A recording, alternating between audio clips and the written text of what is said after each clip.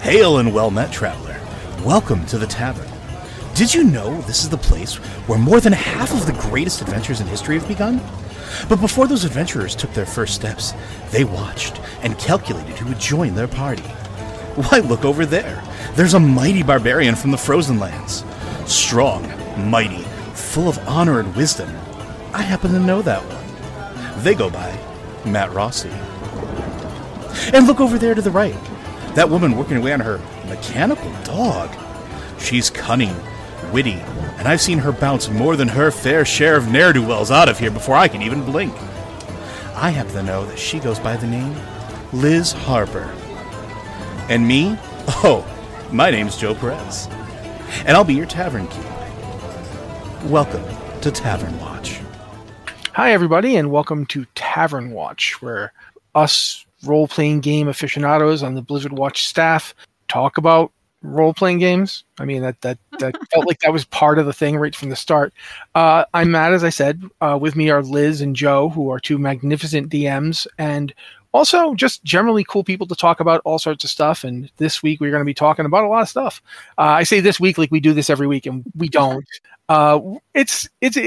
We love doing Tavern Watch. It's a passion project, but unfortunately, we're already doing like 2 podcasts a week, so it can be hard to schedule a third podcast. You know, it needs to be done. Much like actual tabletop games, the hardest part of doing them is scheduling them. Yeah, it really is. It's kind of hilarious in a way.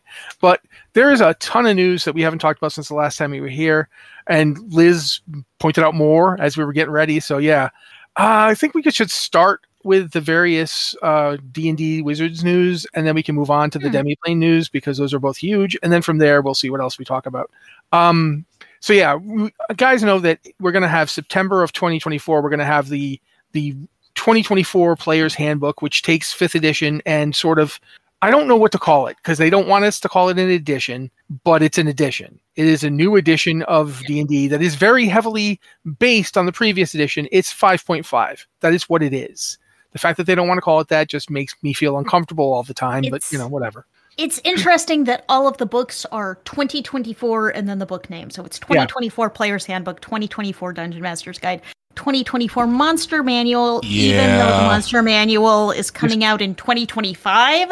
Yep. So it's like, well, don't forget, they were originally all scheduled to be out before the end of this year until Hasbro did Hasbro.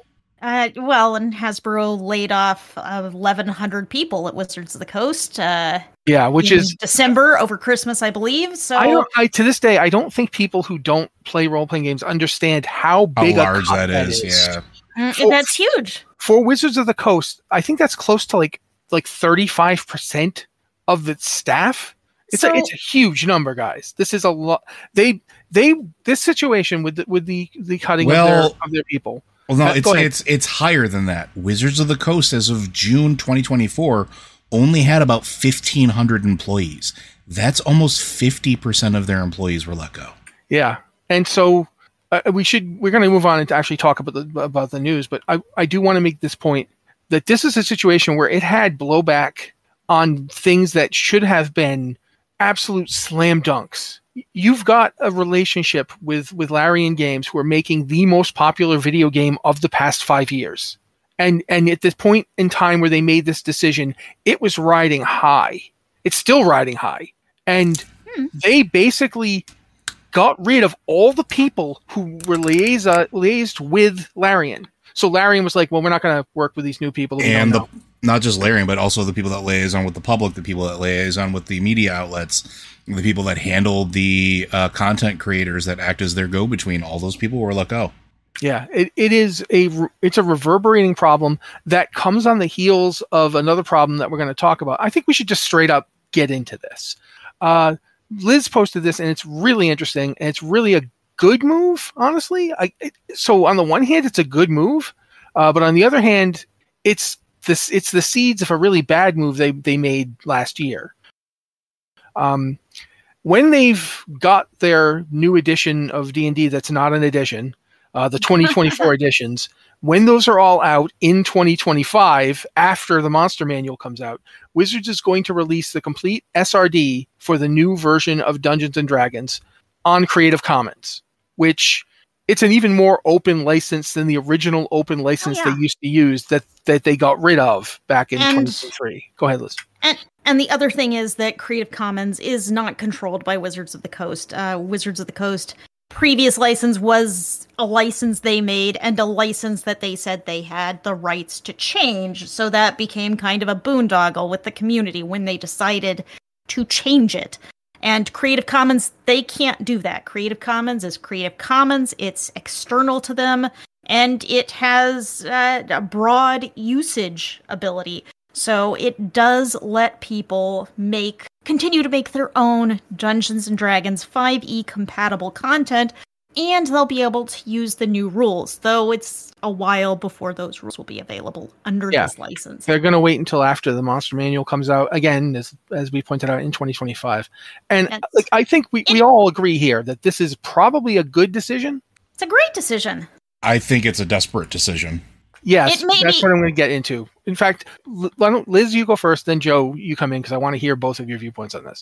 I mean, I think the problem here is that Wizards of the Coast has utterly lost the trust of its players because it tried to take away creators' rights to make 5e compatible content by changing their licensing agreement, the OGL, to require things like royalties paid to Wizards of the Coast if you were selling anything.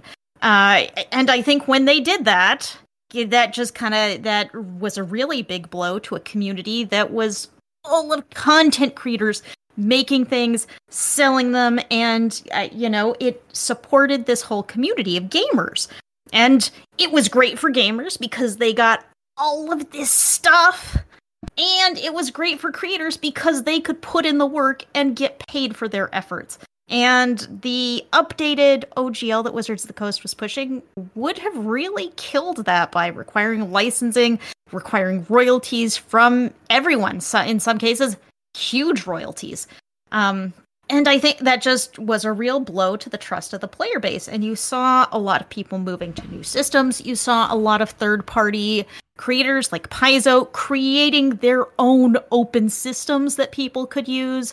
And Paizo is specifically, I think, are they still releasing their revised core rulebooks? Oh, they've finished it pretty much. They've finished all their, okay. Well, the Starfinder one's coming out. The revised rules are still being released. They're not completely out yet. Oh, you okay. For the regular tabletop, they're completed, but they're going through the final stuff. The Player's Handbook or Player's Core Book releases, I believe, this month. Yeah, they're doing a Player's Core Book, and then basically they're breaking it up sort of like exactly the way D&D is, where you have a Player's Book, a DM's Book, and a Monster Manual, whereas previously they didn't do that. But they're not finished releasing those books. They have made the rules changes, but they haven't released all three of those books yet. But a lot of that is, pulling, Pathfinder in particular is very heavily based on D&D, older editions of D&D. And it was born from 3.5. Yeah, it literally was for 10 years. It literally just was 3.5 with some more stuff. It was like 3.75 D&D. So yeah, I feel like a large inspiration for these revised editions is pulling out any content that could be considered to have come from D&D because Wizards of the Coast tried to change this licensing agreement in ways that could have affected them. So the revised rules are just completely strip out D&D terminology and things of that nature. So they're just kind of cleaned up to where there couldn't be any conflict there. And so it's really changed the landscape, and I think players, at least the players who follow the news in this depth, really had their trust shaken. So now Wizards of the Coast is saying, okay, well, the 2024 rules, those are also going to be freely available to everyone. And I think they had to do this. They had to do this with the older 2014 rules. They were kind of bullied into it from player backlash. And I think because of the trust they lost, they had to go ahead and promise it for the 2024 rules. And I'm gonna wait and see. Do they actually follow through on that? And if they do, I think that's great. That's good for the whole player community if these rules are available for anyone to use, to play with, and create content, even if you don't go out and buy those books, because tabletop books, not necessarily just D&D books, but tabletop books, they're expensive. There are a lot of them. Yeah, I actually feel this is a good time to jump over to Joe, though, because I think your point about desperation comes pretty well over what Liz just said about them being bullied into it. Well, yeah, I mean, they were bullied into it, but I think you got to look at it from a business standpoint, not just from a goodwill of the player standpoint. I think it's very telling in a couple of ways. One, the books are 2024 blank. Why call them 2024 blank? Because they're going to release other editions of it at regular intervals, because that's something they've been trying to do and figure out how to monopolize for years now. And your entire C-suite at Hasbro comes from a video game background, where regular intervals of expansions are what make you money, or at least that's the old way of thinking. So we're going to see the 2024s, and of course they're going to give it to us. It's goodwill. It gets them good attention until they release the 2026 books or the 2028 books or whatever they release in between. The other thing I think that they're hoping for, and I wouldn't be surprised if we see, is them begging people to make content for the game, because as we've established in the preamble, they basically let 50% of their workforce go. So people that were working on stuff like art and content and editing aren't there anymore. And they're still trying to figure out how to leverage AI, and I'm air quoting AI here because that's a whole other rant that we don't have time for, on how to use those assets, use AI assets. And I can bet you bottom dollar that it is because they look at what they have or what they are trying to do work-wise, realize that they fired half the people that work on this stuff. They're not going to be able to keep up with whatever they want to do. And it's going to be ultimately cheaper to try to leverage AI for editing and writing and everything else, right? And art. But they're desperate for any amount of goodwill. And I can tell you from a store standpoint, at the very least, no one's asked me about the new edition. I've walked to other stores and asked them if they're getting pre-sales or people asking about it. And the answer has been maybe one or two or none at all. Because I don't think anybody asked for a new edition. There's some things that they streamline maybe and some things that they're trying to make better. But like, I have special collector's editions of Spelljammer and why can't I think of the other one now? Please help me. Planescape, thank you. I have those just sitting on the shelf. Nobody wants them. And that's the same across the board. Even Barnes & Noble has lowered the amount that they're taking in of WotC book products compared to what they would have been taking in a few years ago. So they have this big stigma about them, and I think that, and it's sad because the people who make the game are very passionate about it still, but the people who make the decisions are the ones that are getting their stink all over it. I don't really have another way to put it. Yeah, I think it's worth making this point that basically Wizards of the Coast was on a small uptick prior to 2019. Mm-hmm. They were making more money every year, but it wasn't. Most of that was Magic the Gathering, first off, but they were on an uptick. They were going up. The pandemic hit, and between actual play stuff that got a lot of people to watch, people play D&D, between the fact that people were now like basically stuck in their homes, and things like Roll20 were out there, and we're going to come back to that. There's news on that, but there were a lot of ways people suddenly could use and access, Dungeons and Dragons. It was the biggest name in the role-playing hobby, and it was now somewhat ubiquitous at a time where people basically couldn't go anywhere. So they didn't have all the entertainment options they were used to. This was it was a perfect storm for Dungeons and Dragons. It was a perfect storm for Wizards of the Coast. And Wizards of the Coast has done everything in its power to stop that forward momentum. Well, Hasbro. Ever since. Hasbro. Hasbro and Wizards of the Coast, Hasbro controls Wizards of the Coast, so the puppet master with their hand up Wizards of the Coast is Hasbro. So ultimately, you can't divorce Wizards from what Hasbro is doing because there is no independent Wizards of the Coast anymore. That's what firing 1,100 people does, and that's why they did it. Because when Chris, I'm just going to call him Chris Cox. I mean, I don't really. That's his name. That is his name. Yeah. You know, I'm sorry that his last name sounds like that, but that is his name. When he came over, and Joe was the one who alerted me to this. I had not thought about it at all. I'm like, I don't get why everyone's so upset with this guy. He came from, as he mentioned, a video game perspective, but he really didn't come from a video game perspective. He came from a Microsoft perspective. Mm-hmm. And Microsoft doesn't view video games as valuable in their own right. Their IP. There's something you can leverage and control. There's a ton of video games that people get for free for giving, Wizards of the Coast $20 a month. Not Wizards of the Coast, has Microsoft. Wow, brain just does not want to pick out nouns. But you see where I'm going with this. The thing Chris Cox wants to do more than anything is get a reliable, repeating income source. Well, no, he wants a never expanding income source. But that's part of all capitalism. Yes. But the point is he wants to set this up so people, it's not going to be about buying the game and playing it. It's about paying them routinely for it. And then every so often there will be a new one to buy again. And the thing is that's how these games have always kind of worked. I mean, think about the fact that, we're talking about how people didn't want a new edition of D&D. And they obviously they didn't, but they didn't want a new edition of D&D back in 2008 either. Mm-hmm. Think about... And they didn't go ahead. Sorry. Think about last year. Last year, wasn't it, when Wizards of the Coast released something like 6 D&D books? There was a new book every other month. And and 2022 wasn't much worse, really.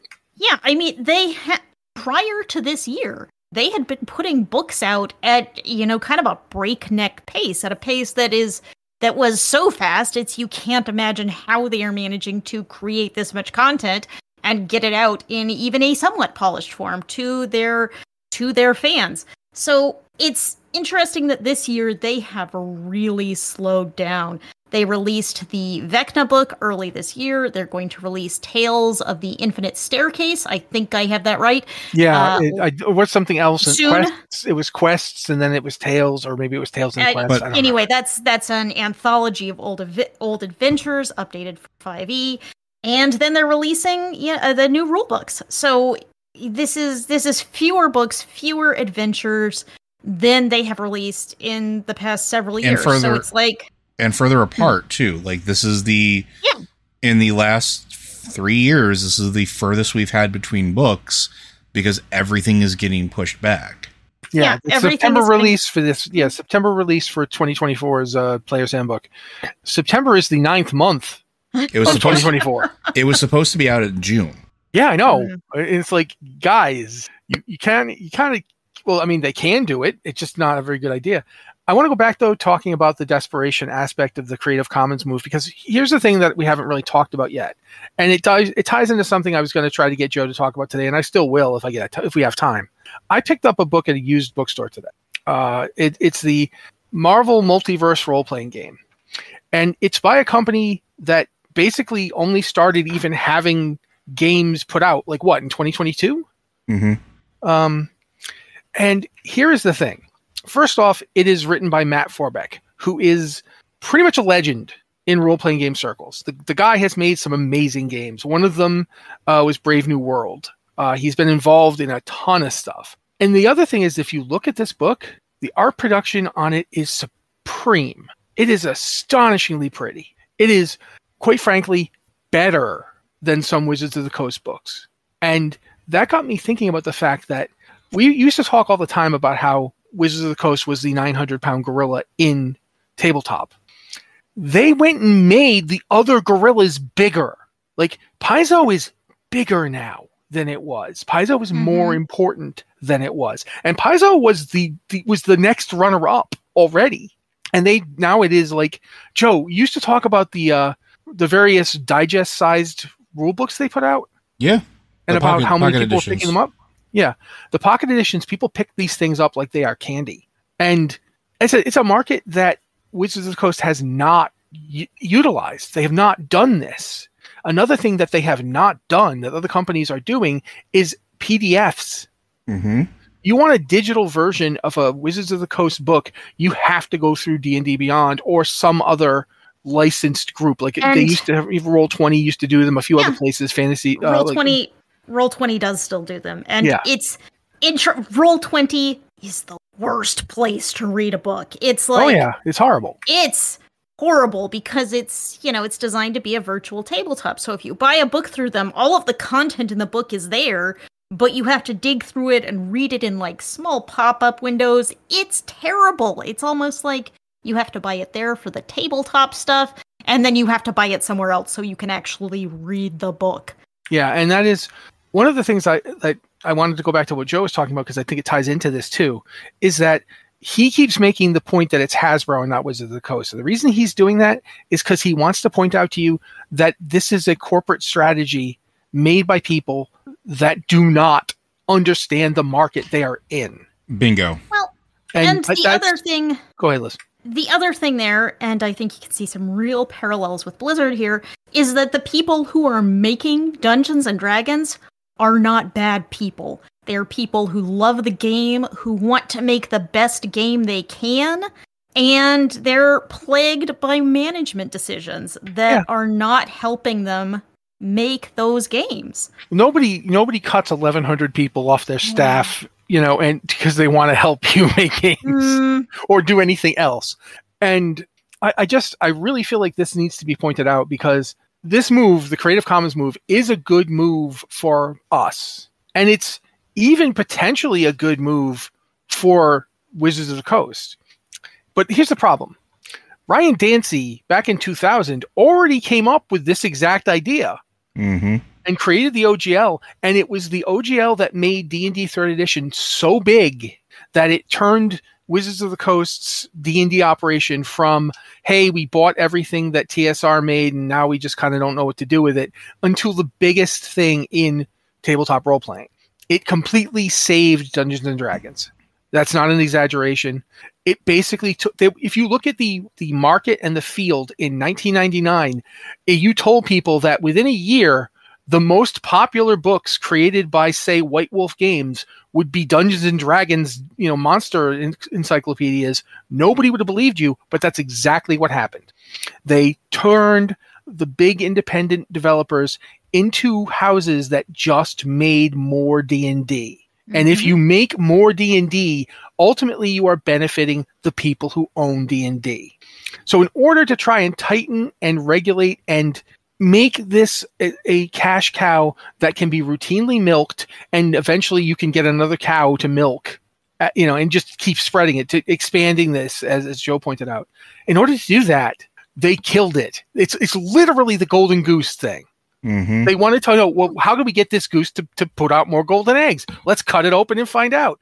Yeah, now it's dead. But of course, the difference between the OGL and Creative Commons is that Wizards of the Coast controlled the OGL, or at least they argued that they controlled the OGL and they could change it when they wanted to.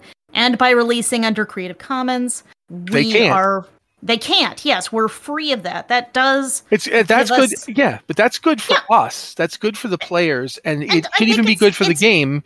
But it's not good for Hasbro, and Hasbro would not have had to worry about it had they not done this. At the same time, what you just said was that the OGL saved Dungeons and Dragons and made it huge. Absolutely. And I mean, this has a potential to do that. Absolutely. Yes. But my problem is to do that again, and they had to do this. Yeah, they had to be bullied into it. When they did that in 2000, when Ryan Dancey came up with the idea, he was pretty upfront about what they were doing. And here's the thing: people trusted him because he was so upfront, and people trusted other people like Lisa Stevens, who's the head of Paizo now. When Paizo put out their little press release saying, "Hey, we wrote this thing. We know that's not what it says," the entire community stopped and was like, "Hey, yeah." It wasn't the people at Hasbro who wrote it, and it wasn't the people at Wizards Now who wrote it. It was those people. And the reason it worked in 2000 was because of the trust. The trust was the most important thing. Because again, Hasbro keeps forgetting that this isn't video games. We're broken. Video game fans are broken. We don't trust any company. We can't. How can you trust a company? You know full well we done learned. But role-playing community still had a lot of trust because they knew the people making the games were just them. They knew that like the people at Wizards of the Coast or Paizo or Kobold Press or you name the game company, those people are nerds like them. They would go to like Origins or Gen Con and they'd literally play games with these people. Mm-hmm. Like sometimes they would run games for these people. So you'd have a guy who wrote a module sitting there playing that module with you, somebody who does not like you don't know him, but you're running him through this game. Yeah, I used to talk about how like one of my favorite memories growing up was when I was in college, like or late high school, early college, playing Call of Cthulhu with Dan Harms, dude who has written Call of Cthulhu, like almost all of it. Like that's what he did. But like I didn't know it at the time, but that wasn't uncommon. It wasn't uncommon for folks that make these games to be passionate about running them or playing them. So yeah, it's like I used to like have a play-by-mail game with Lloyd Blankenship. Yeah. I mean, it's just what happens. So the community trust was literally like it was the biggest thing they had going, and they earned it. They earned it with what they did in 2000. And then last year they literally took that and just threw it away because they were mad that Solasta existed. Well, yeah, and everything. To bring it back in, though, everything we're seeing, especially stuff with like this in particular, with it going to Creative Commons, the scheduling of the release of the books and trying to make sure that they're available and what they're doing, all of it is just it's damage control, really. Yeah, but the thing is that damage control can have a positive impact. I think Liz is totally right about that, and that is something that really I want to make sure I emphasize. But what gets me is, are they going to be willing to learn from what they mess up? And that's the rub, because they would need not just humility, but they would need to actually start studying the market they're in. It's like they wanted to make D&D $1 billion franchise, like something that may generate $1 billion. So I think that if they want to do that, they need to actually start making games for their audience. And I think that's a good way to segue into the Roll20 news, because I think that Roll20's move here is showing a consolidation in the direction that Hasbro seemed to be moving away from. Because remember how Hasbro had all these plans for their, they're going to have their big new virtual tabletop system that's just going to utterly dominate everything. With the AI dungeon masters and stuff like that. Yeah. Let me take a small step backwards and actually say what the Roll20 news is, which is that Roll20 has acquired Demiplane. Yep, Demiplane being a very D&D Beyond-like character creator, except for a host of tabletop games. Yep. And see, here's the thing. When Chris Cox came in, the first thing he tried to do was kill D&D Beyond.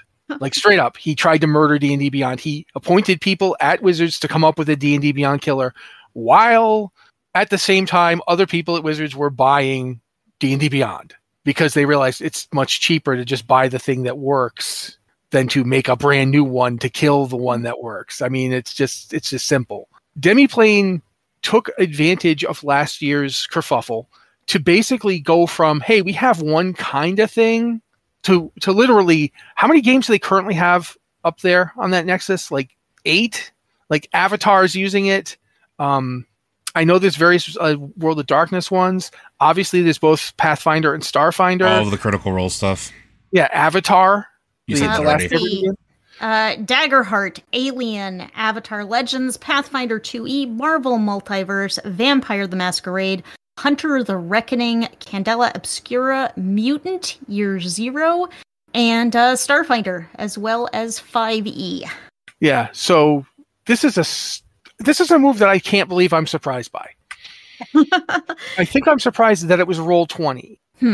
But I shouldn't be, because of the various online virtual tabletops, Roll20 is the biggest, which means they have the most operating capital to try and buy another company. Demiplane wasn't small. It wasn't as big as wasn't as big as D&D Beyond, but it wasn't small. So it's not surprising. And Demiplane was created by some of the same people who created D&D Beyond, and it feels a lot like D&D Beyond. If you've used D&D Beyond to make characters, this will feel familiar, just inherently familiar. Mm-hmm. Yeah, I would agree with that. So this is a move that I think the thing I've been trying to get to, and sometimes I get very circular about these things. So I've basically repeated the same thing 6 times in this own podcast. But the thing I'm trying to get to is this really simple fact: people aren't afraid of Wizards of the Coast anymore. No, and they're making products that are just as good, if not better, than what Wizards of the Coast can put out in terms of quality. And Wizards makes some really nice books. But going back to something that really reminded me of all this, the people who were doing all those magnificent special versions of D&D books over the years, like the really awesome, beholder cover ones and the embossed covers, and look at this one, the Radiant Citadel book. They're not doing it anymore. Nope. And that to me is a sign that Wizards has actually they've opened themselves up to this moment where other games are rising up.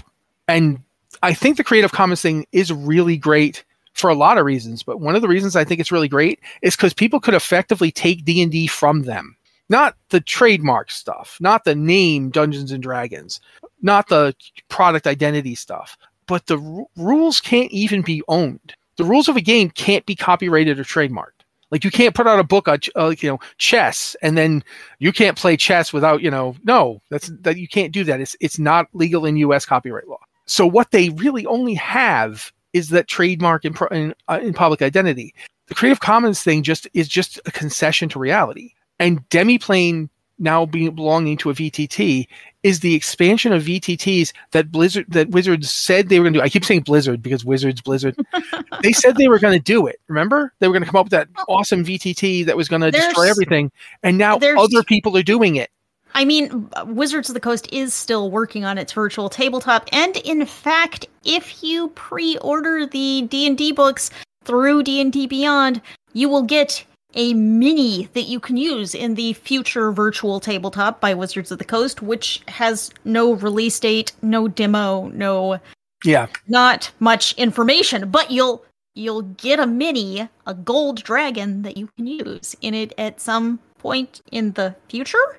Yeah, I know. All of this is to say these are big moves, and I think we're going to see more big moves because over the past 5 years, there was a moment when one company could have assured dominance over this industry for the next 10 to 15 years. And I now think that moment is gone. I think we are going to see, the fact that crowdfunding is so big in role-playing games right now is another sign of this, that this is a hobby that is not amenable to being run like a video game industry. But I cannot believe, what are we going to see from Roll20 owning Demiplane? What do you guys think? Liz, what do you think? I mean, I think they are creating a monster that could take on something like Wizards of the Coast, that could be very competitive to its virtual tabletop, because people are already using Roll20. My complaint about Roll20 is that it is not easy to use. It's finicky. It requires a lot of setup. Its character creator is not great. It's convoluted to use. Now, if you take Roll20 and you bolt on Demiplane's easier to use content, it's searchable databases. So if you bought a Roll20 book, if you went into Demiplane to read it or to search through everything that's in it, it would provide that ease of use to Roll20's tabletop tools, which are really good and continue to expand. In the last year, they also bought a dungeon map making tool that you can use with their tabletop tools.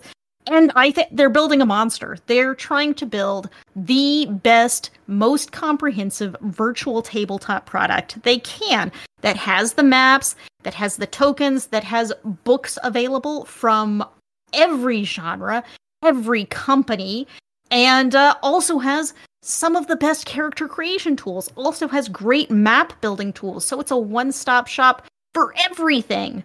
And I think that's a behemoth that could take on Wizards of the Coast and Dungeons and Dragons, because these are tools of the same quality. Yeah, that's actually a really good point. I mean, we'll have to see what Wizards does with its virtual tabletop, but the last time we saw it, it looked a lot like a video game, which I don't know. I know that's not what I want out of a virtual tabletop. I mean, I want, maps. I want things that are easy to see what's going on. And that's not necessarily a video game interface. And that's just me. We'll see. Maybe some people love the Wizards of the Coast virtual tabletop, if and when it gets released. Yeah. Joe? Yeah, I think the if and when is going to be the interesting part, because we haven't heard anything about it in a while. And I'm wondering where it is in the development, again, also because they, let so many people go. Are they still actively developing it? How far back has it development been pushed? As far as Roll20 goes, though, it's smart. It's smart for Roll20 and Demiplane to join forces like that. Like you pointed out, the character creation on Demiplane is very, very good. It's as easy as D&D Beyond, right? It's really simple to select a set of rules, make a character, and then be able to interact with that character, export it, whatever you got to do.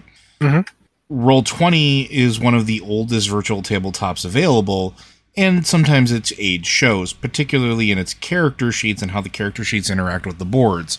So this gives them, maybe potential, some potential for it. Because one of the most common add-ons for Roll20 was Beyond D&D Beyond. It's a It lets you basically roll in D&D Beyond and transfer everything over into Roll20. We used it for our live show when we were doing the Witchlight stuff on for the one thing, and it makes a big difference. Game too for a bit, for a little bit for yours as well. Having this integrated into it, I think would be really, really good.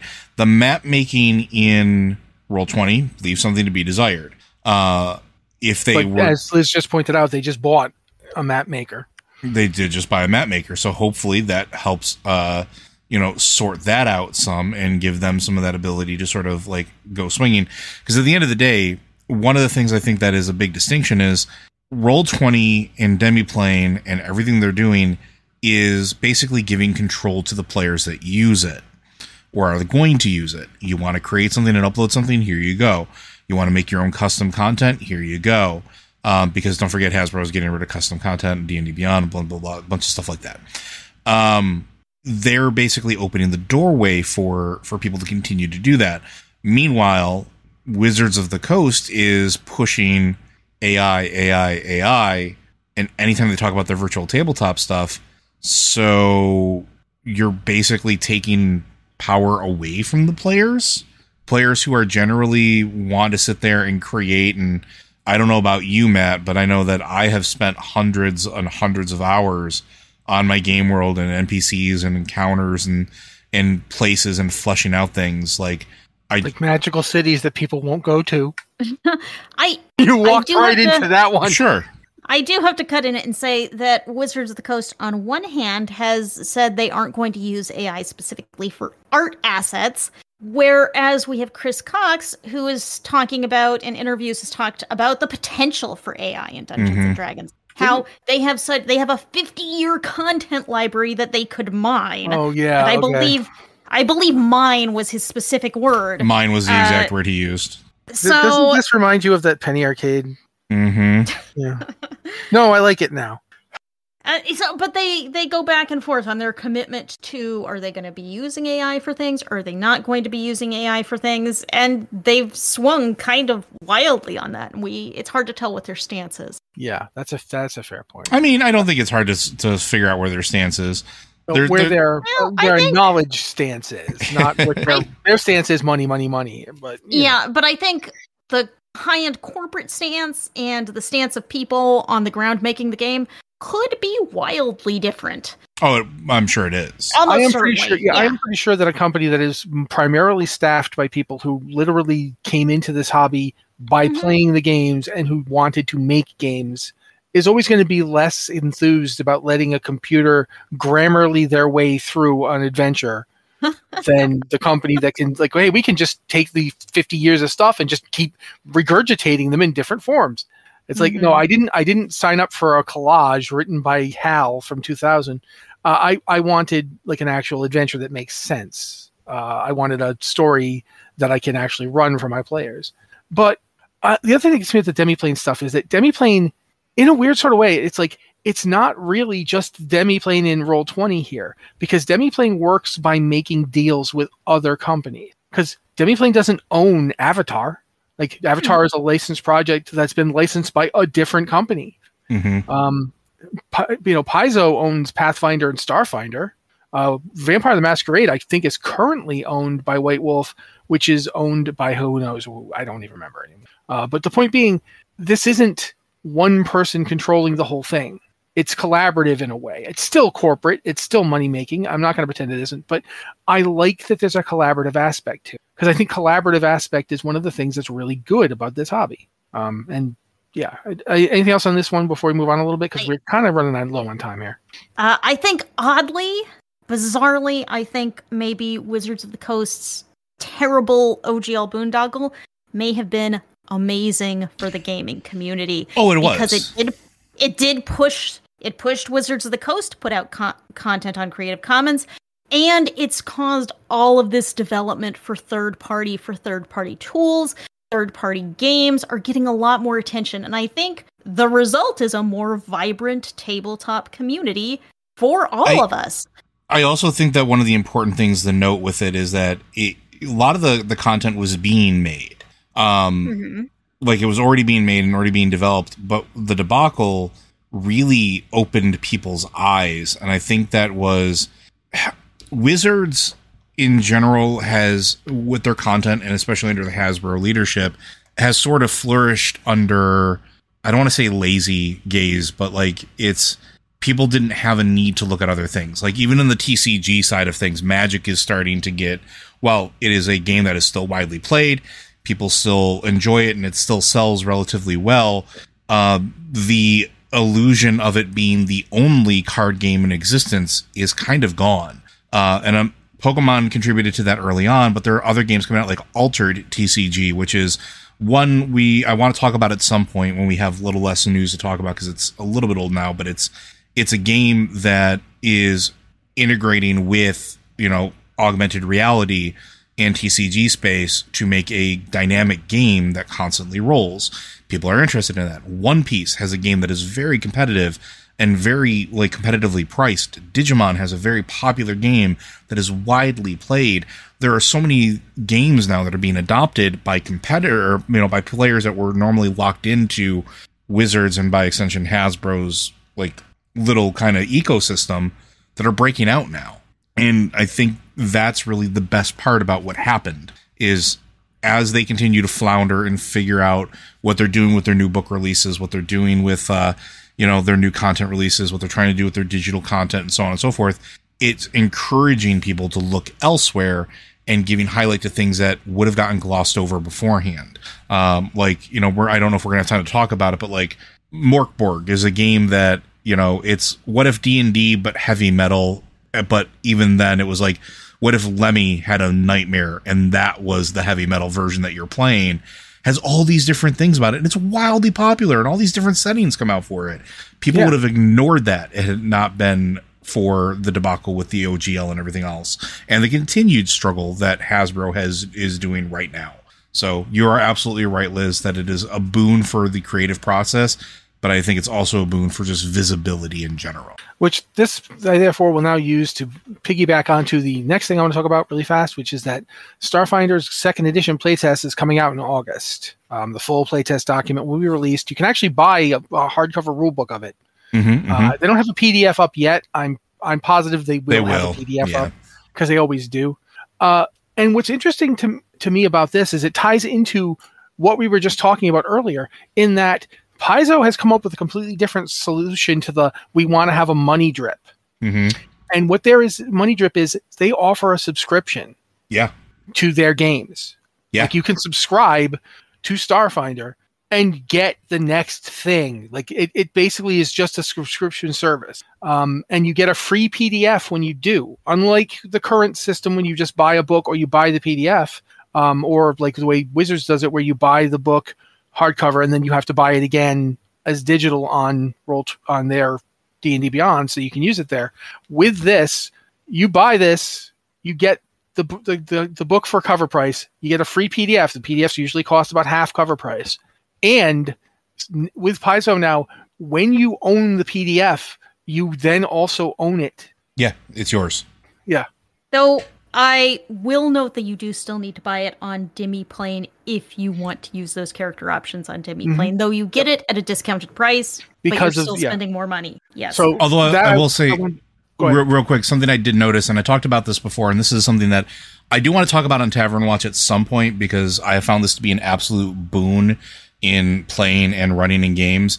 I have one of those e-ink writing tablets now that does I have the Kindle Scribe, but you can load the PDFs that you buy onto it through Amazon. I have not successfully been able to do that with any of the Wizard stuff, and I don't know if that's because there's DRM in it.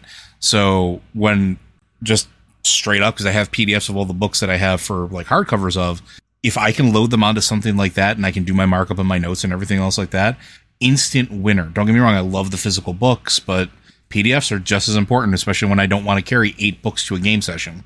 Yeah, absolutely.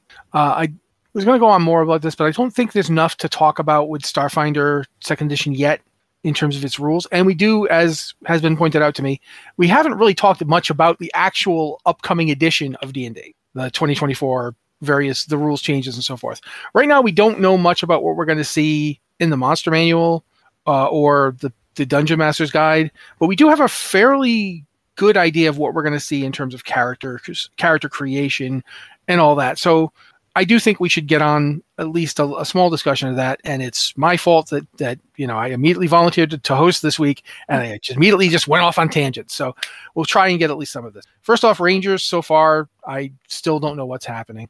Rangers, why, who did Rangers hurt? I don't know why Rangers can't get a design that makes sense. It's not hard. They shoot things with bows and use swords and have an animal friend. Why is this so hard? I don't know. I feel really bad for the Ranger. I used to love playing Rangers. I played Rangers all the time in 1st and 2nd edition. And then they just started making them bad. It's why? Why are you doing this? No, there's more than just Rangers. So we should keep moving forward. No, go ahead. Yeah, but that's the one I wanted to talk about, because it's in the notes. And secondly, it's something that I have been thinking. I think Ranger has been the most widely panned class of the class previews we've gotten so far. Oh, 100%. Gotten previews for most of them. The Rogue seems really nice. I mean, we can see nice things with the Rogue. I actually think I think the 2024 rules in general are improvements over the last set of rules. I think there are a lot of good things here. I think it's implementing a lot of the stuff we saw and liked from Tasha's Cauldron of Everything on a broader scale. I think character creation is better. I think you have a lot more options across the board.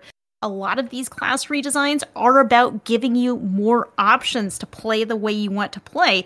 If you want to, a lot of classes have specifically gotten more tools to do things in social situations or exploration. So instead of being entirely focused on combat, you could focus more on some of these other things, or at least have tools to deal with other situations. So, if you're the barbarian, maybe you want to live that fantasy where you're a big dumb brute and all you do is hit things. Nothing wrong with that.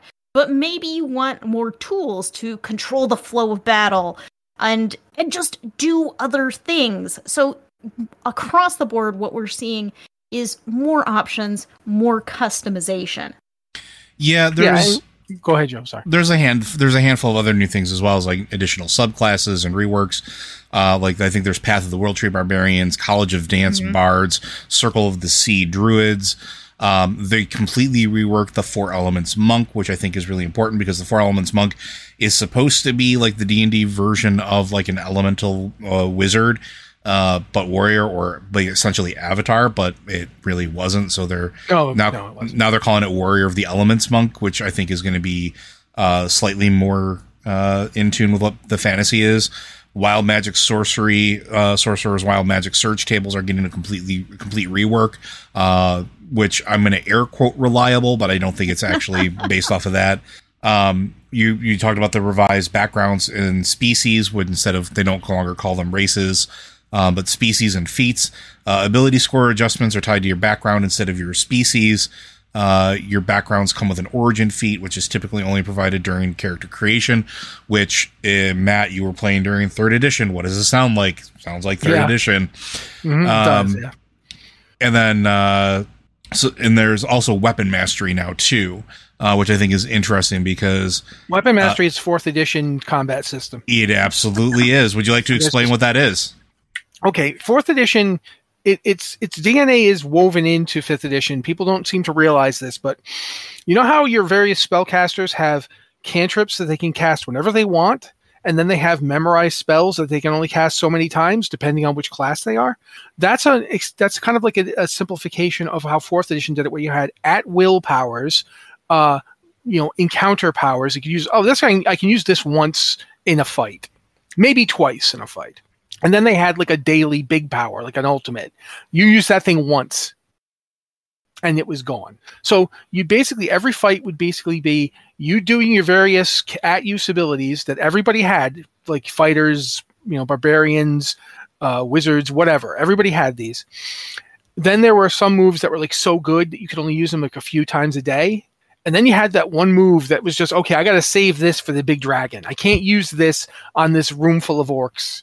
Or even that one kobold over there who's really annoying me, then it's gone, and I don't have my big, my big ultimate move anymore. And that's essentially what spellcasting still kind of is in 5th edition, although it's not as cut and dried as encounter versus daily. Your higher level abilities, you'll have less uses of them, just because you have less spells and less spell slots of your higher level abilities. That's just how the game tends to work. But melee and ranged, weapons users didn't have that. They basically only have, except for like certain specific subclasses, like the Battle Master fighter. Or Echo Knight or something like that. You basically have, I run up, I hit it. Okay, next round I'll be hitting it again. Which would eventually become, I run up, I hit it, I hit it, I hit it. Okay, it's not dead. Okay, I second wind, I hit it, action surge. Surge. But still, that's basically just I hit it over and over again. Yeah, it's all different flavors of just hitting it. Yeah, or the paladins is I hit it and then I hit it with more. To rope it back in, weapon mastery is giving you more options on what to do with your weapons. You now basically based on the weapon. You basically now have things you can do and things you can decide to do based on the weapon. And I'm just going to say this for you: if you're trying to figure out how this works, it's Baldur's Gate 3. Yeah, it really is. That's what they did. They took what they did for Baldur's Gate 3, which Larian did. Remember, that was Larian. And they just put it in. And I sound sarcastic, but I am simultaneously, I am sarcastic, but I'm also excited because finally there is now a framework so that if you are playing a 20th level fighter, you don't literally just have to stand there and make the exact same weapon swing over and over again. While the mage is casting Wish. He's casting Wish. I have a pokey thing. And he can alter the fabric of reality. I'm not saying I should get to alter the fabric of reality with my pokey thing, but it'd be nice if I could hit somebody with the hilt or something. And they're putting that in. And they're making that, that's good. And these are things like Cleave, Push, Vex, which is giving you advantage after, I think it's like short swords and things like that. And rapiers have Vex. Yeah, you can basically annoy people with them. If you hit people in the back of the head, you're basically pulling your arrow flint, and then there gives you advantage on your attacks or gives them disadvantage on theirs. And each weapon has essentially things that you can unlock with it, and then there's interactions between it and subclasses you may have. So a cleric of the war domain may be able to do something that a warrior might, or a warrior who's in service of, Paylor or may have access to certain things that other warriors don't or fighters don't. It's an interesting idea to incorporate it in, and I'm curious how it's going to make things feel, because I think one of the biggest deficiencies in 5th edition, if you go back to listen to any of our live plays, you will understand this. Wizards are busted. Magic users were the stars of everything. And I don't intentionally try to go out and break games, but when you give me all the pieces, I'm going to break the game. And my wizards always felt like that. My fighters never did. Yeah, because your fighters, first off, even if they have their gunslingers or whatever, so they have a cool thing they do, it's still the same cool thing over and over. Well, yeah, but gunslingers were sort of like the impetus, I think, for some of this as well.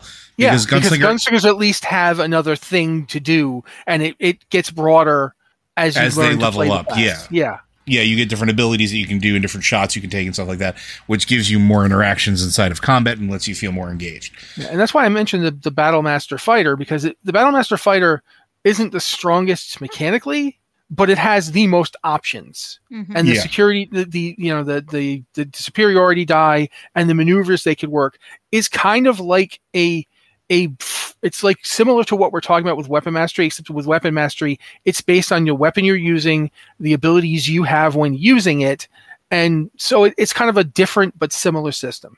As cool as that is, one change I really wanted to make a point of is, during the whole thing about species, one of the things that Jeremy Crawford dropped. Jeremy Crawford is basically the design director for this revamp of 5th edition. He made the point that there technically aren't going to be half anything anymore. Yeah. Do you want to talk about it, since you said yeah? No, go ahead. Keep going. Or Liz can talk about it if she wants. She hasn't said Liz, much. I don't actually know how this works. Okay, cool. Basically, what's going to be happening is the orc is now a playable race. Mm-hmm. Now, if you want to play a half orc, you can do that. But your half orc doesn't have to be half human. You could be a half dwarf, half orc. You could be a half elf, half orc. But mechanically, you'll pick one of the two parent species as like the dominant gene or whatever. That's you. That you have those stats. But you can look like an orc with really long pointy ears, smaller teeth, and a devilish glint in their eye. It doesn't make you mechanically, you're still an orc, but your background can be, your origin is that your mother is this, this elven ranger who was tired of people complaining that their class wasn't very good. So she got out there and made them look better.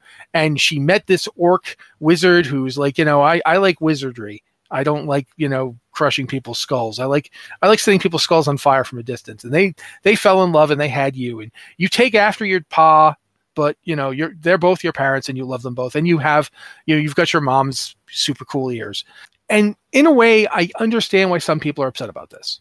Because, hey, my character's a half elf. Half elves are a different thing. They're not just elves with and it's like, yeah, but really, does anybody really stop and think of a half elf as particularly different from an elf? It's like, it's a watered down elf in the current rules. They don't live as long. They don't get as many cool things, but they're kind of like humans too. So they get a little bit extra that way. Now you've completely blown the doors off on your character's ridiculous backstory can be so ridiculous now. and it's fine. Like, I am so looking forward to no longer having to make the one of my favorite campaigns has always been Dark Sun. Yep. And I love the mule characters from Dark Sun because they are dwarf human hybrids. Moles, yes. But I love them because they are like dwarf human hybrids, but essentially they're not dwarves or humans. They don't really resemble either. They're their own thing. I like that you could basically make one of those now and make it be anything you wanted. Mm-hmm. And I like the idea that we're not going to sit around and limit, you can only be a half orc or basically the way half orcs and half elves worked. It always made me think that in D&D, there's a secret that nobody wants to talk about, that humans are in fact half orc, half elves. Like, that's just what humans are. That's why we're kind of like in between them. That's why we can have kids and only humans can have kids with them. And then now it's not the case. I think it's great. It's just a change that makes me happy and doesn't really affect the game because you can totally call your character a half elf. You can just say, yeah, my mom's an elf. My dad's a human. You don't have to make a deal out of it. I was going to say, it just, at this change also just, I'm going to be a little pedantic about it, just catches them up with the rest of the tabletop industry at this point. Yeah, absolutely. That's something that we really could make a point of this. Every time we've seen positive change in Dungeons & Dragons over the past 10 years, it has been willfully stolen from another company that did it first. 100%. And that's how, when you have a company that was as big and dominant as D&D was, that's how you get that kind of change. Is somebody else does it and they're like, oh, okay, we'll just take that. I will point you to Blizzard and World of Warcraft's uncanny ability to suddenly go, oh, people want to have a bunch of different ways to have their alts. Warbands. I'm not saying, I'm just saying. But yeah, we haven't even talked about the broadening and changing to feats, which Joe pointed out earlier. If you played D&D 3rd edition, you're looking at it right now. What they're doing with feats, they're basically making feats not this optional rule that you can kind of use if you want to. Feats are the game now. Yep. Feats are the way you change and characterize and customize your character. And I'm not unhappy with this. I think that this is a good move. So yeah. No, that actually feels pulled out of the Strixhaven book, which was the wizardy magical school book that they released last year. I think it was 2 years ago. Oh my gosh, time! Yeah, because they did have feats that you got for joining your specific school group.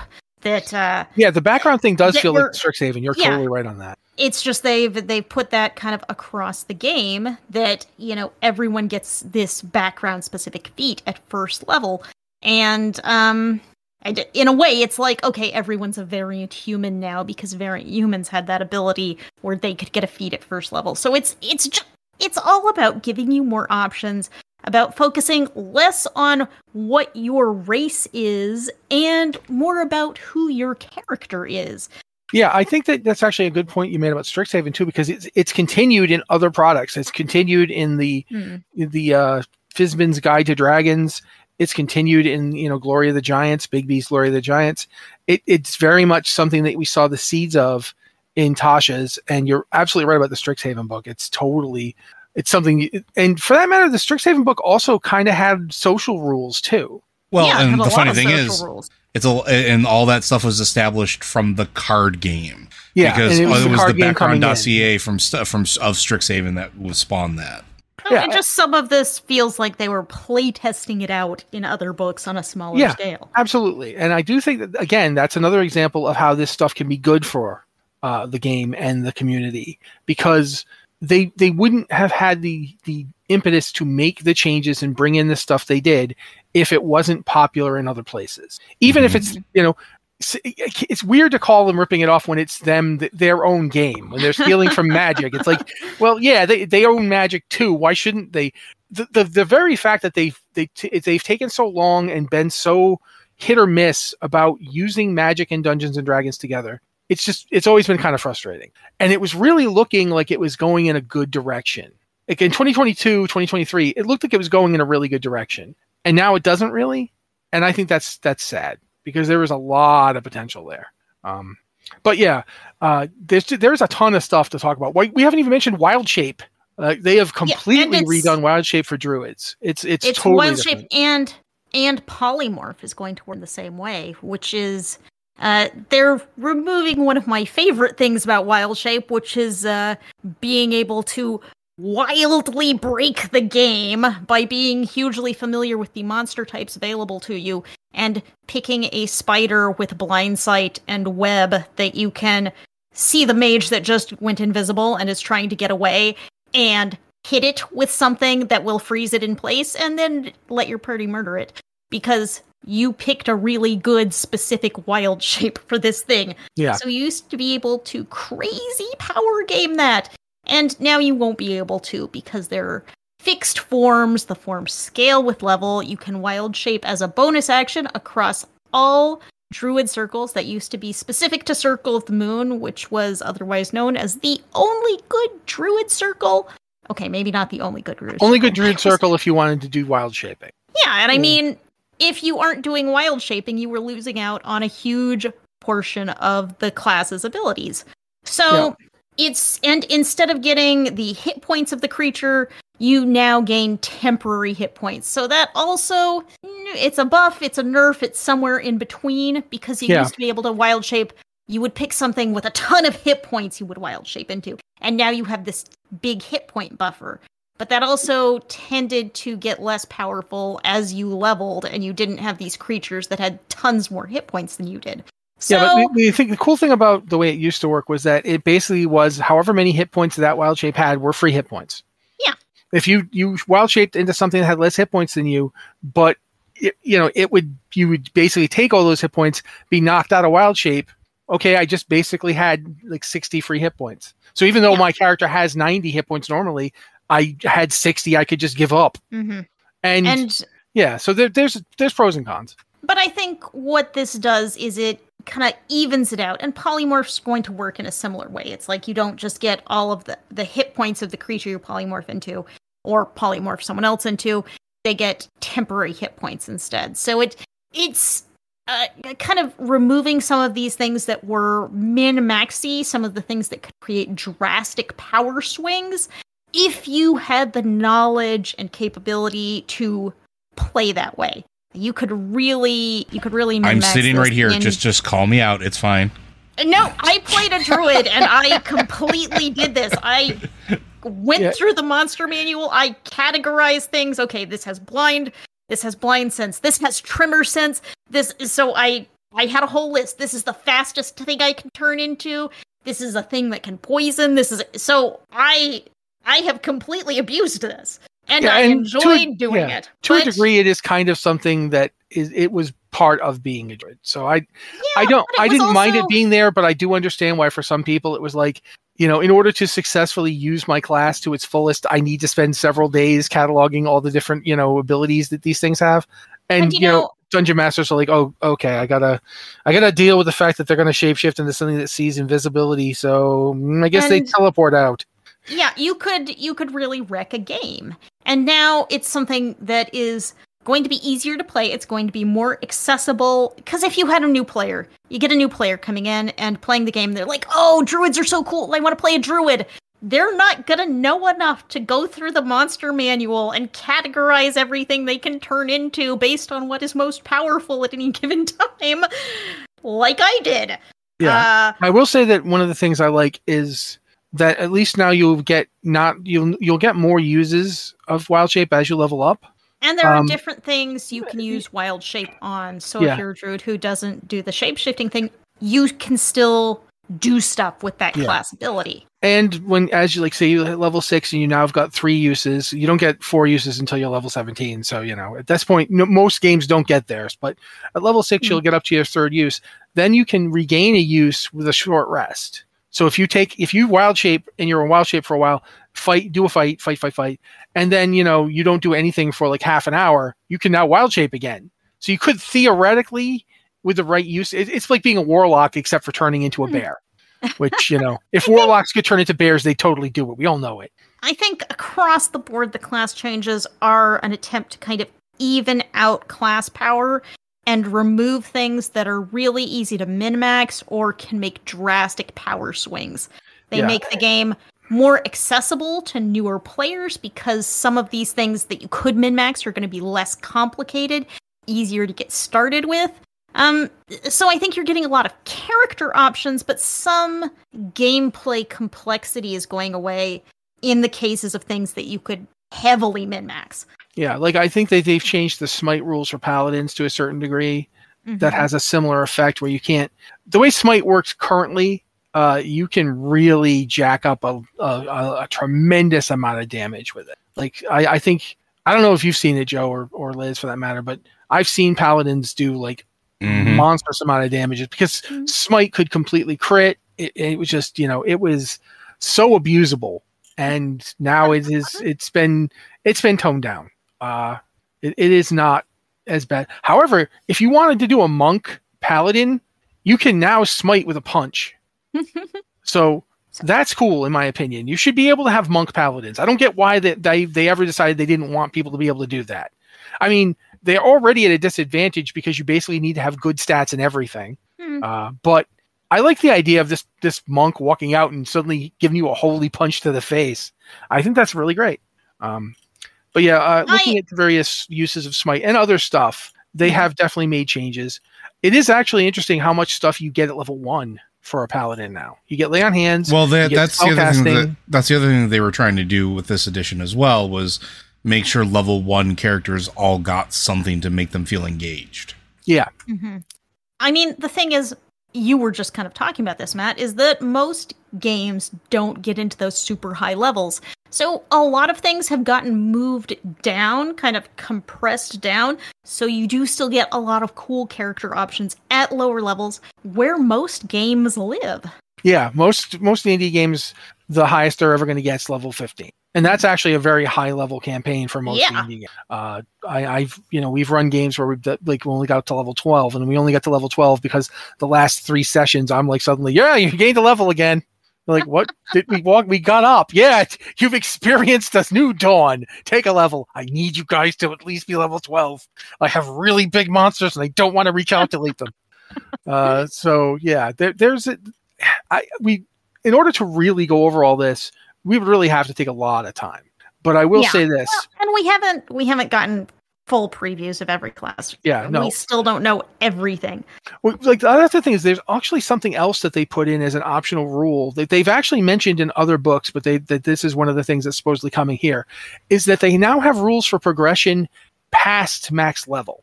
Mm-hmm. And the way these rules work, if the way it was in the playtest documents carries through, they've said that the rules are still there, but they're not in that same form.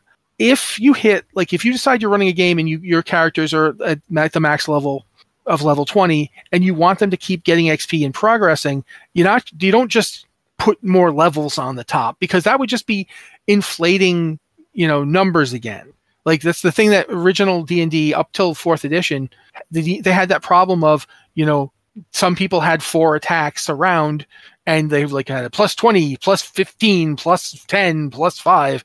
So your last attack was probably useless against dragons that you were fighting at level 20 anyway. It was just wasting time for more attacks and inflating numbers otherwise. Instead of doing that, you're able to buy more feats. You can basically spend XP to get more feats, and that means you broaden your character's abilities and so forth. I like this idea, but I want to see it in action. It reminds me a lot of the prestige leveling in 3rd edition. Yeah, it's similar to that. Yeah, or even the epic level handbook stuff. Mm-hmm. Yeah, and it is. I will say that it is kind of weird to me that Pathfinder 2nd edition and now Starfinder 2nd edition feel to me like changes that advance and bring new ideas to their games, and that's totally here in this revision. But at the same time, I can keep counting all the previous editions of the game that are just popping up. Like Joe has pointed out with the feats, and we just talked about with the weapon mastery. There's a lot of stuff that they took out in 5th edition because it was too much like 4th edition or too much like 3rd edition, and they didn't want to do that are now basically back. Because their biggest chief competitors are basically the ones that kept doing that. Yeah, absolutely. But it's still interesting to see it. And I guess it's kind of fitting that the 50th anniversary edition of Dungeons & Dragons should call back to older stuff. And I'm really glad that it didn't call back to making elf a class. Seriously, elf, halfling, and dwarf were all classes. Mm-hmm. And dwarf was the worst class ever because it was just a fighter that could only get to level 8. Yep. It was nothing else to it. You're a fighter. Well, you're like a fighter, but we're calling you just the dwarf. But you can only get to level 8. Why? We don't want people to like playing a dwarf too much. Then they might want to do it all the time. Yeah, that's what I want to do. I want to play a dwarf all the time. That's why I play the dwarf. So I don't want to see that come back. But yes, in general, I'm thinking I like what we're seeing more or less in terms of the systems. So I have a question for y'all, and this may be a good point to wrap up because we've been going for a while. What is the class you are most interested in? The class you would want to play in this new revised edition of Dungeons and Dragons? Do I need to answer that? Yeah, I have a guess, but go for it. It would either be fighter or barbarian. That's just me. At this point, I used to try, and I've in the past I've tried to play other classes, and I played a warlock. I've tried to play other things. I used to play a lot of rangers. Actually, loved rangers, not anymore. But it always comes down to basically, my number 1 is usually barbarian. My number 2 is fighter, and then it's either paladin or ranger, depending on which one makes sense. One of my favorite. If I could only pick one, it would be barbarian. Are there changes to the class or to the subclasses that you're really excited about? That's kind of what I'm getting at. What's interesting for you? Well, I like that. Like they've done this for a bunch of stuff, so I like that they're making it spread out across the levels more evenly. Barbarians tend to front load in the current 2014 edition. You can basically get everything you really need from a barbarian by level 2. And then you could go play some other class with those 2 levels of barbarian, and you'll just do everything a barbarian does. You won't do it as often, but then you'll also have most of the abilities of that other class. Like two levels or 3 levels of barbarian, and then you just go fighter, and you can go champion fighter. So now you crit on like a 19 or a 20 instead of on a 20, which means you're basically annihilating things because barbarians get so much more damage when they crit. And it's just like, yeah, I can just destroy people now. And I like that it feels more like there's a good reason to play a barbarian to a higher level. Like you don't want to stop at 2 or 3 and go, well, I got rage, I'm done. No, man. You know, brutal criticals was already a pretty big reason to keep going for a bit, but now it's like, yeah, there's all this stuff down here. You definitely want that. In terms of subclasses, they took the Totem Warrior from the last edition, and they basically looked at what, again, it's the Larian version. It's like the Wild Heart now, and it's basically the same, but it's more thematically organized, and it feels like it can stand up against the Zealot in terms of, like, you know, it does good damage and it's got good survivability. Its survivability is higher, but its damage is lower, but it doesn't feel so. Zealots felt like if you didn't play a Zealot, you were handicapping yourself on purpose. And now it doesn't feel that way. Now it feels like there's viability in every option. The only thing I'm sad about is they didn't put the subclass where you can embiggen yourself, the giant one. Like there was a barbarian one and there was a fighter one, Rune Knight, and those subclasses are not in this book. But you still use them. They're in the other books. So, but yeah, that's the only thing I don't like. But yeah, otherwise, yeah, it's probably going to be barbarian. What about you, Joe? Nothing is tickling my fancy. Like I'm in a position where, like, I'm not seeing anything that's like really interesting or intriguing to me, or something that is, oh, they haven't done this before, because I've kind of done it all before, or done it with the previous edition. So right now, nothing is catching me. What about you? I would say I'm kind of interested in the wizard. I mean, spellcasters and the wizard in particular have been very powerful in 5e, but there are some changes that I think are really cool. Like, all wizards used to have this ability, I don't know, it's 2nd or 3rd level, that made them able to scribe their spells down at a reduced cost, which, how many times has that ever come up in a campaign that it's like, oh, I can buy this spell and write it down in my book for with less paper, you know? And now that means you have more spells available to you from the school that you've chosen. If I had to pick one, I think I would go with an illusionist wizard, because one of the cool things they get is the ability to cast their illusion spells specifically without a somatic component. And, okay, that sounds like a small thing, but I'm thinking of all the cool ways you could use this, casting illusions without saying anything, and just, like, the ways you could just really screw around with people and create illusions on the battlefield that no one's going to notice you casting, illusions in social situations. I think wizards are getting some really neat tools, and I specifically like the illusionist because it sounds like a really fun...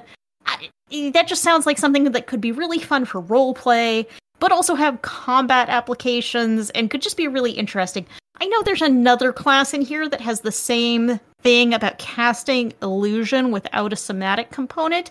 It may be Arcane Trickster Rogues, but I can't remember. Yeah, it would make sense. But I think wizards are getting some really things in here. Like, abjuration wizards, I believe, are always going to have counterspell prepared, because they get some of the aberration spells they just get. And I'm just really... I'm excited about wizards. I think if we were playing another game when this comes out, I think I'd try an illusionist wizard. Oh, cool. I feel bad Joe didn't get to say something, so I'm going to ask Joe, have you been looking at the Starfinder playtest stuff at all? I have a little bit. I'm a little bit behind on it. Okay, I'm just going to ask you, any of the classes or changes looking interesting to you so you get to actually have an answer? I have been salivating to play Starfinder. I have not actually gotten to play Starfinder, so all of them intrigue me. So, well, that is something that I've wanted to do for a while. If I don't think in July I'm going to have a chance, but since the playtest is coming out in August, maybe we could do something at that point. I will say this though. I think we should stop the show. It just occurred to me. We've been here for an hour and a half. Yeah. I am going to throw out there, however, I am really sad that we didn't get to talk about Smorkborg. We will. Because Smorkborg is a game where you basically play a Smurf. In a heavy metal D&D type game. It's the Grimdark Smurf campaign where you didn't know you needed. That I wanted to mention. Anyway, but I think at this point, we're going to be done. I'm going to do the thing where I look at Joe and give him the puppy dog eyes. Blizzard Watch is made possible due to generous contributions at patreon.com/BlizzardWatch. Your continued support means that this podcast site and community is able to thrive and grow. Blizzard Watch supporters enjoy exclusive benefits like early access to the podcast, a better chance at having your question answered on our podcast with a queue, and an ads-free site experience. Thank you very much, Joe. I also want to do a very special thank you to Liz today, because not only did she basically give us what we talked about, because I knew something about the Roll20 Demiplay news. I completely missed the Creative Commons thing. So that was all Liz. She caught that, and that was basically most of what we talked about. So thank you, Liz. That's what I'm here for. That's why we collaborate, because between the three of us, we will find everything there is to talk about. And then we will talk about it a long time. We will talk about it. But thank you all for being here for us with us for Tavern Watch. We're hoping to do it more regularly, but scheduling as the bane of everything you ever tried to do with role-playing games, even just talking about them. So we'll see what happens. It would definitely be nice to do at least one a month. Thank you guys for being here with us, and we'll be back whenever we do.